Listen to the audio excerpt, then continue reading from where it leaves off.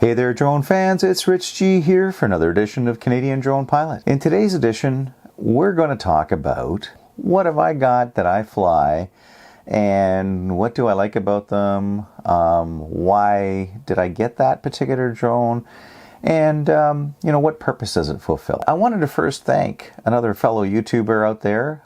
His name is Crazy Patrick.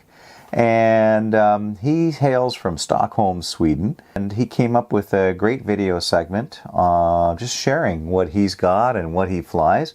So in the spirit of doing the same thing, and hopefully this catches on, so I'm challenging everyone who sees this video to throw together a video themselves and share the link and let folks know. And basically say, this is what I fly, and it just gives us a greater appreciation for what we all do, our interests in the hobby, and some of the reasons as to why we've decided to get some of the drones that we have. So again, big thanks goes out to Crazy Patrick. I'll put a link in the video description below for his channel. Let's start the first drone coming up right now. Well, the first drone in my kit, and not necessarily the first drone that I've purchased. Now, the first drone that I've purchased, well, as you can see up here, there's a little story behind that, and I'll put up a picture of it. I used to be president of a flying club in Waterloo. Essentially, I was out there one day by myself, and the corn crops were pretty high in and around our flying area. And it was a bit overcast, and I took my drone out and was hoping to catch some really cool pictures and video of the corn crops. You go through all your steps to make sure you got enough satellites and there's no calibration issues or errors and things like that. And took it off, and I was about maybe 100 feet out, a little to the right. Let's say at about 1 or 2 o'clock, okay? And in direction. And I was trying to bring the drone back, and it wasn't responding. It wasn't moving. It was just sitting there. And the next thing you know, it starts to drift off, just slowly. And I figured, well, I've got a fail-safe built in. I'm going to power it off. I'm going to power it back on, and yep, it should come back. No, it didn't. It just kept drifting off, and it was gaining altitude as opposed to reducing altitude. And then it was slowly just drifting away. It's missing to this day, and that's been, gosh, over 5 years ago now, if not longer. So I've hung on to the controller just as a reminder that stuff happens. So not in any particular order, but what I thought I'd do is I'd start off with the smallest drone and work my way up to the biggest drone, and kind of give you an idea of what I've got in my hangar of drones. So let me open this up. Alright, got a DJI Mavic Mini. Why the Mavic Mini? Well, first of all, I was really interested with the fact that it was under 250 grams. The other thing that I was interested in is the fact that it did not have obstacle avoidance other than the downward positioning sensors. And I think to me that was important because I wanted to be able to get this into areas where I wouldn't be fighting with it, and I can get it into tighter areas to be able to record. And that was the purpose for getting this drone.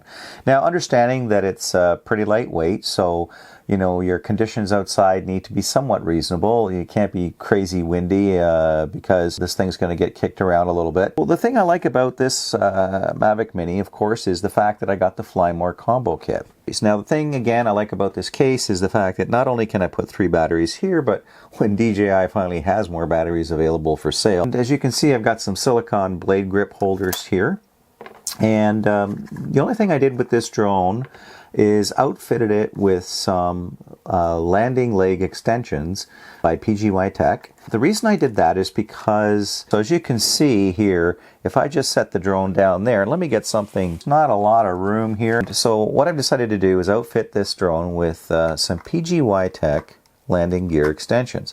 And as you can see, the difference that makes. I mean, you could always hand launch it, true, but if it's a little bit windy, hand launching it, you want to be careful, and also to protect anything from getting sucked into or contaminating the battery that would be sitting in here and any electronics inside. Let's move on to drone number 2. Alright, so the second drone in my collection Again, is from DJI, but it comes in a aftermarket case, and I'll explain to you why I have this case. And in here we have a DJI Spark, and when I did a bit of research on the Spark, because it doesn't fold, there was an option that was available for the Spark, and it was a portable field charger. Basically, it's a big battery bank that you can insert the Spark into, along with 2 additional batteries on either side, and charge while you're out in the field. So, in order to accommodate that, I had a case, a second-hand case or third-party case, purchased just for that. So, with my Spark, of course, I have the controller. I have one CamKix polarizing filter for the DJI Spark.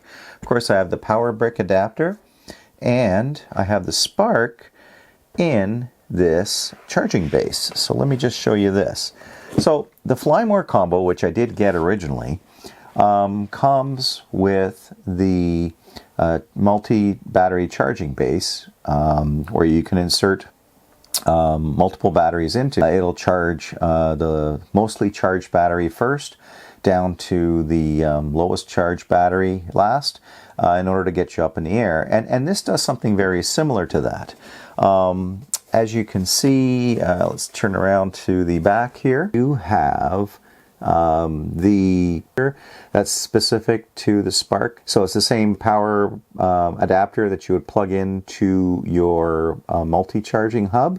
Now plugs into this Spark charging base or charging bank. 5 volts, 2 amps output. So if you needed to charge your controller, you can do that here as well, or even your mobile device. On this side, you have a little release that'll release the catch here on top. Okay, that keeps your Spark in place.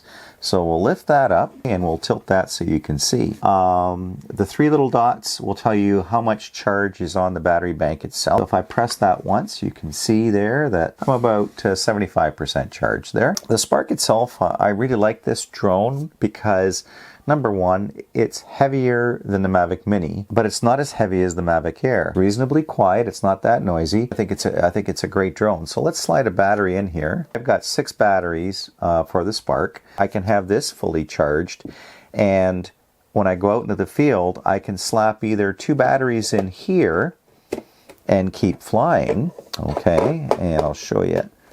You see the 2 batteries are in there just like that. And then I can take the Spark and drop it in the middle like that.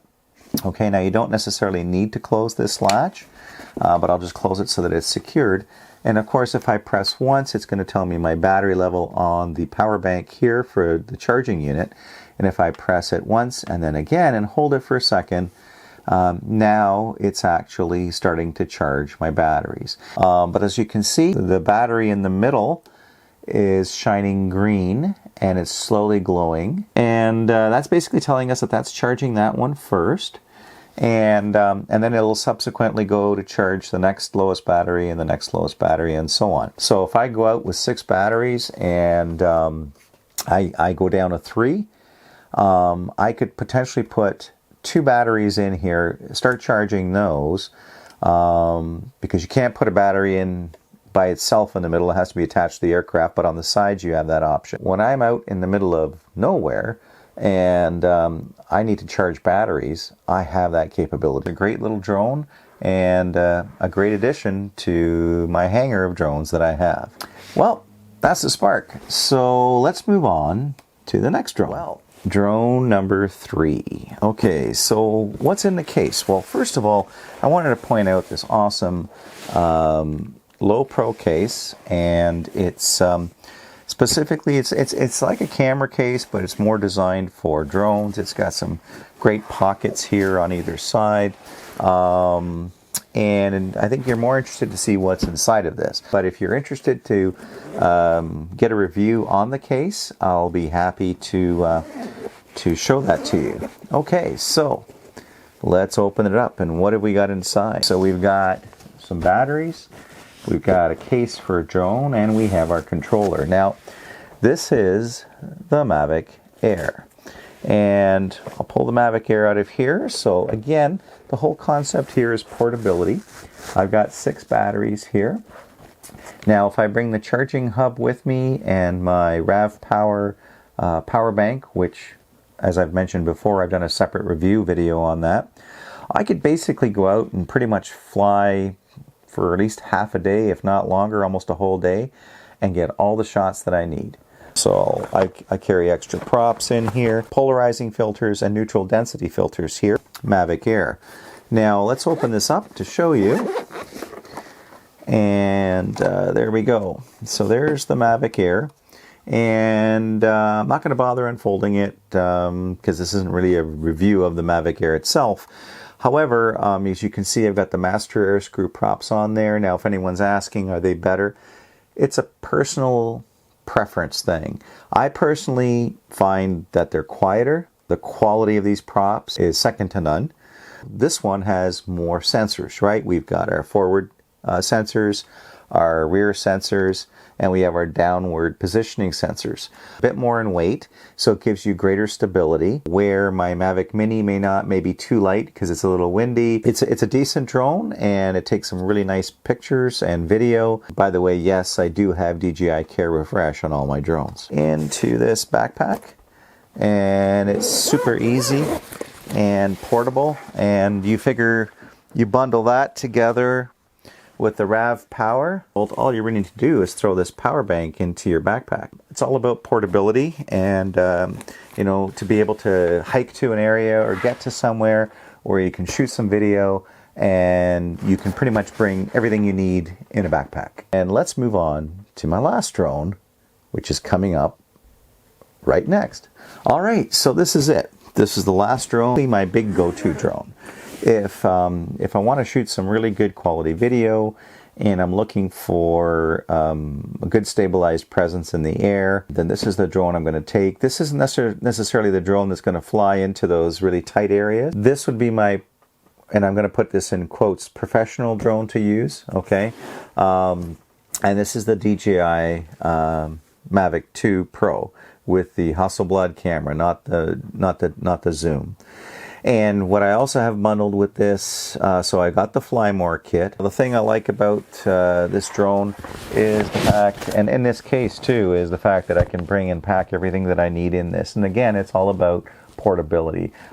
Some people are into cases, and cases are okay. But when you start getting into the bigger drones and you got a lot of other gear you want to bring, these low pro backpacks are worth their money. So obviously I got my batteries, as you can see. All right, and I've got my smart controller. Yes, that's a smart controller.